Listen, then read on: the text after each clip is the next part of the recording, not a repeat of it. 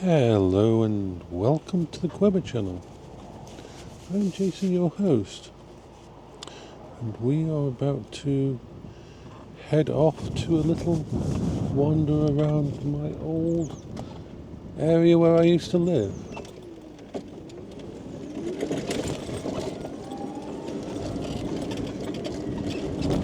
Now, I grew up in Bentley. Bentley back in the 70s and the 80s was a very rough area. It was an area that basically, from what I understand, all of the councils, the local governments around the area, if they had a troublesome person living there, they would move them, move them to Bentley. Now it's changed a lot now, it's a really nice area now. But back in the 70s and that, it was a rough area. There was gangs, there was criminal groups, and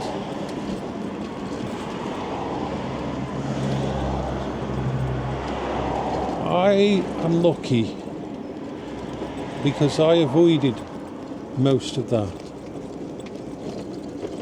I did come pretty close to it a few times in my early life, but I'll tell you about that more when we get closer. Now there's a chance we're going to be hit in the face with glaring sun when we turn up towards that area. So we'll have to see how it goes.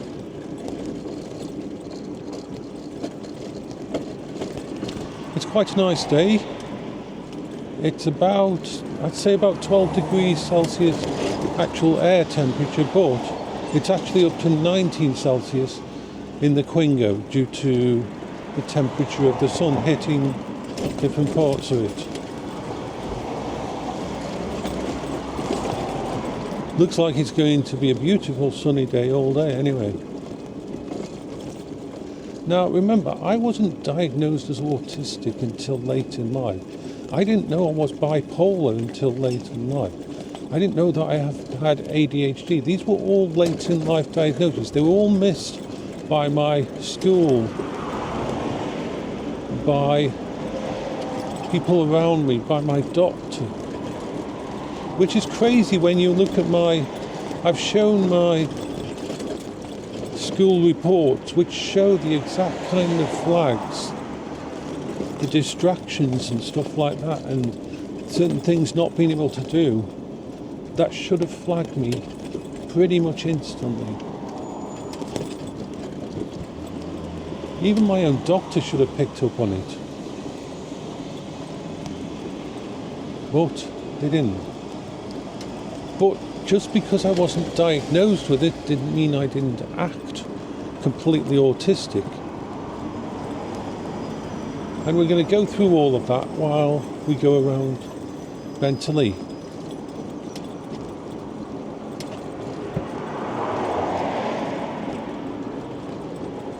People say, oh, we didn't have autistic people in our day. You damn well did. Every single child that was quiet or weird, who got bullied, who was, well, different, was autistic, or something like that, neurodivergent, and other things.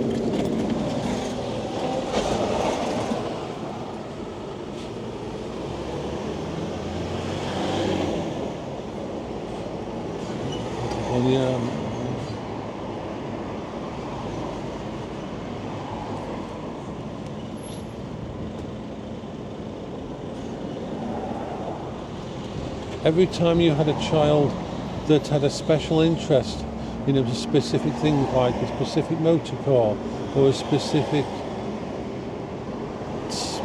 hobby, and they deep dived,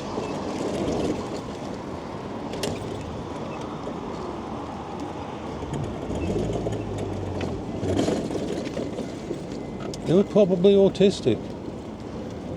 Looking back at my school, I can remember at least 10 people in the school that I would now class as autistic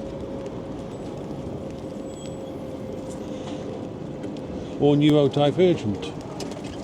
Just because we didn't have the labels back then, they were there. They were the people that you bullied in your class. They were the people who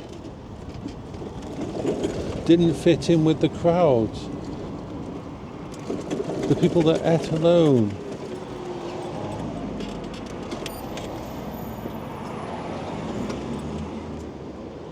And this is the sad thing about you when people say, oh, we didn't have any back in our day, when they say that specific thing. It's completely untrue. You had to be blind not to see these people.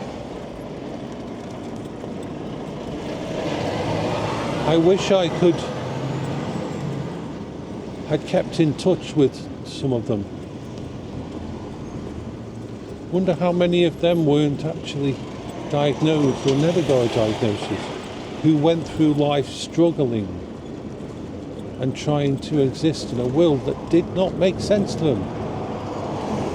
Because the world doesn't make sense to me. You've got to remember, before I had the mobility scooter, the only times I would leave the house was when I had to, and it was always A to B. I did not go out and look around. I had my head down, I had my bag on my back. Autistic people like to carry a bag full of their entire life when they leave the house.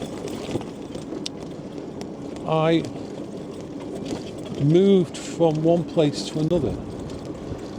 Even this area here. Along here is a road, a little turning that leads onto the old train tracks. And from there, you can get onto the back fields. So that back field led almost all the way to my house. So when I went to college, instead of walking down this main road, which was quicker, instead of taking the bus, which was quicker, instead of having a drive from someone, which was quicker, instead I would go as fast as I could down from where I was living to the back of the area that we're going to go past, and I took the actual place where no one went. I went through the fields, I went through areas where there wasn't people.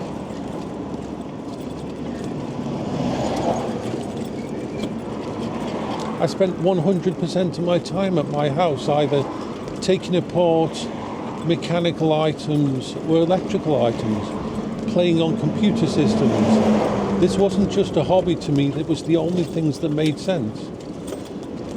Motorbikes made sense to me. I loved taking motorbikes apart in my backyard. The idea, the feel of it, of actually taking apart all these parts, these precision parts that work together, the gears and everything, was peaceful to me. I had a special interest when it came to knives. I had a wonderful knife. I wish I could go hold of it again. It was an Explorer model, and it was a really nice 12-inch blade, tungsten carbide, gorgeous. A proper survival knife. And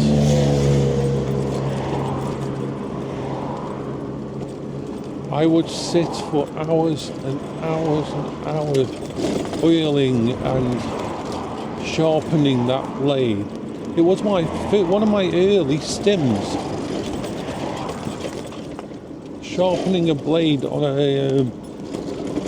a piece of leather and a oil stone was so relaxing to me, so meditative, so made sense. And that's the whole point. I strived every day of my life to make sense of things. Going to college, going to university, going to school did not make sense. Being out with people that I didn't know did not make sense. It was exhausting.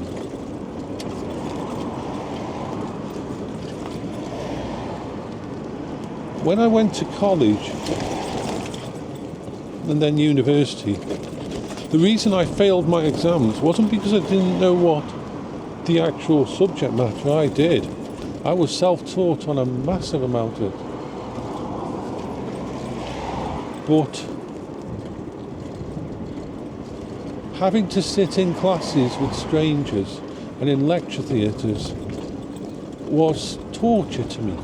Absolute torture to spend time doing these things.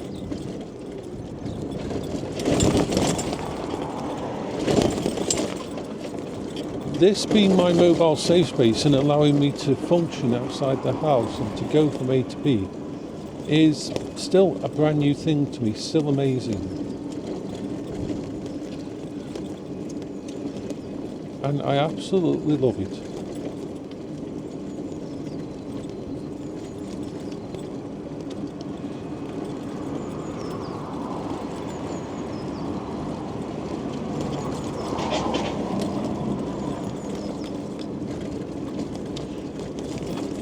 I noticed when I last went round Bentley on my mobility scooter how I started to notice all the places where I would hide out.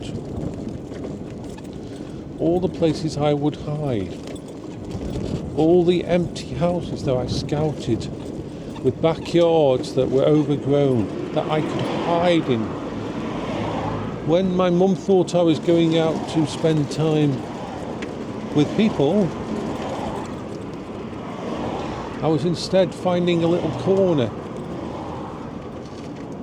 When my mum wanted me to go in the fresh air, I would find a little corner.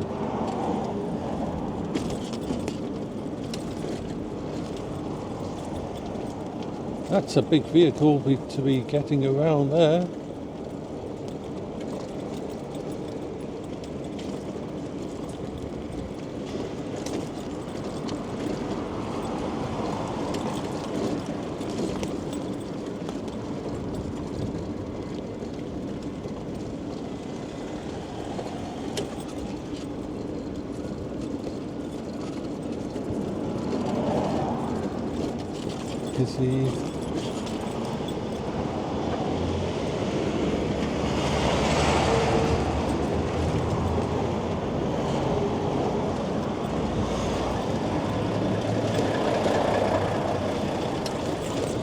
That's a big vehicle. It's really interesting to me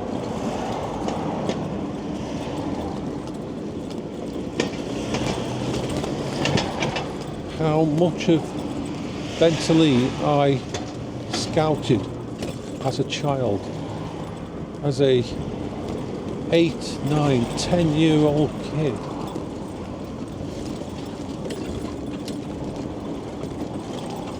Always looking for the places where I could keep away from other children. Always looking for the places. I actually specifically went towards what people thought were haunted houses and that, because people weren't there. And so I never really realised just how much I did that.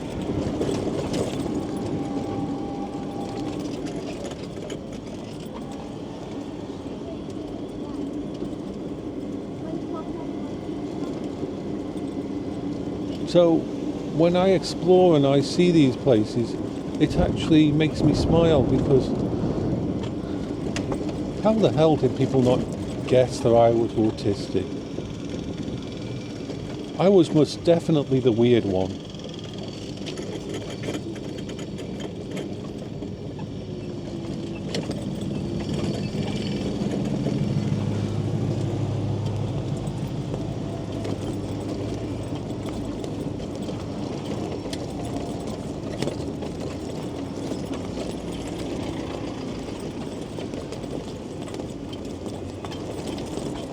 I'm always surprised that my sister didn't notice, that no one noticed. It wasn't that I hid it. It was out in the open.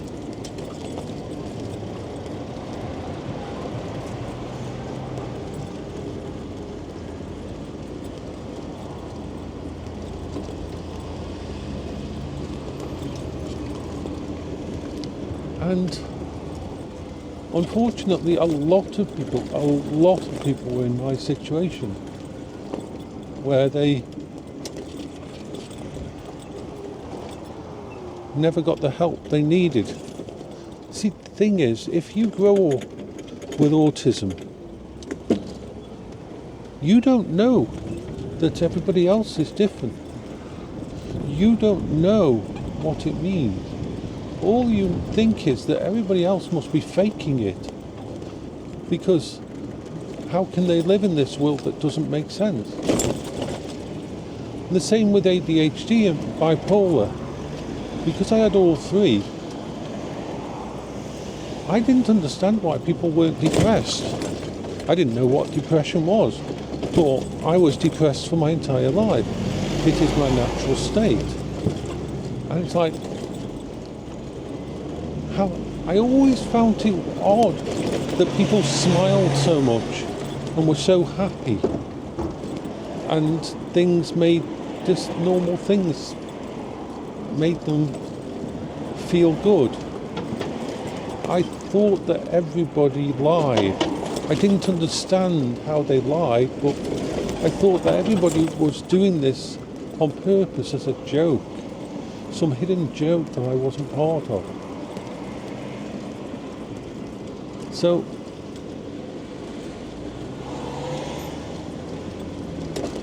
I am very, very interested in how everything came together for me. I was very lucky. I had my special interest right from an early age, from when I was 6 years old, was technology. The first consoles, the Binitone Master, the first handheld, the Galaxy Invaders. Taking apart radios and cassette players and hi-fis, messing around with resistors and electronics. I was very lucky that I could leverage that side of me.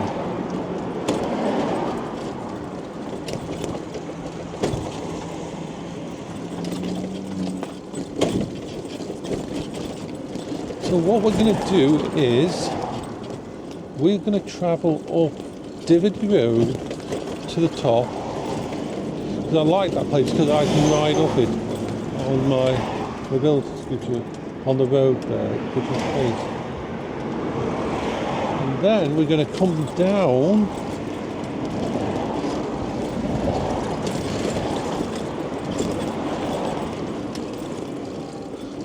through Ubberley Road, which is the centre of Bentley.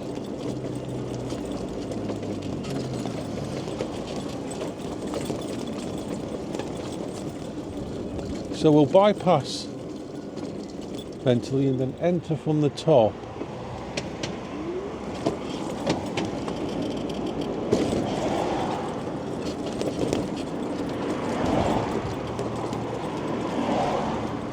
We're coming up to the end of the first 20 minutes. The Trent Tavern. I know that pub well. I didn't go inside many pubs.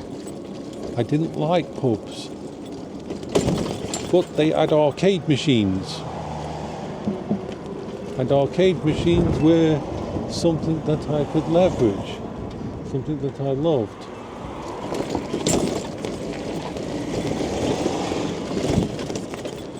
And that was almost my life, leveraging different things.